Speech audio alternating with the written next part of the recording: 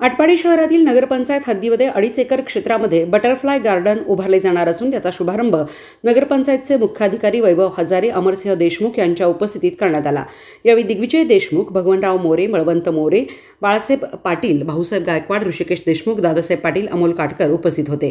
केंद्र शासनाच्या भांडवली 2022-23 मधील भांडवली गुंतवणुकीतून राज्य शासनाला आलेल्या विशेष सहाय्य योजनेअंतर्गत सुमारे 4 कोटींचा निधी नगरपंचायतला प्राप्त झाला आहे। यातून बटरफ्लाय गार्डनमध्ये रस्ते, प्रवेश प्लाझा, सुरक्षा दालन, नागरिकांना बसण्यासाठी सुविधा, ॲम्पी थिएटर, वॉकिंग ट्रॅक, फुलपाखरे बघण्यासाठी विशेष बैठक व्यवस्था, संरक्षक भिंत याचबरोबर अन्य सुविधांसाठी निधी उपलब्ध करण्यात आला आहे। आटपाडी शहरामध्ये एकाच ठिकाणी सुमारे 50 एकरहून अधिक क्षेत्र बिगर शेती करण्यात आले। यातील नगरपंचायतीसाठी वर्ग करण्यात आलेल्या 2.5 एकर जागेवर थेट केंद्राचा 4,08,00,000चा निधी प्राप्त झाला आहे। बटरफ्लाय गार्डन झाल्यानंतर शहराच्या वैभवात भर पडणार आहे। शिवाय नागरिकांना एक विरंगुळा केंद्र, शिवाय विविध फुलपाखरे, फुलांची झाडे, वृक्ष पाहायला मिळणार आहेत।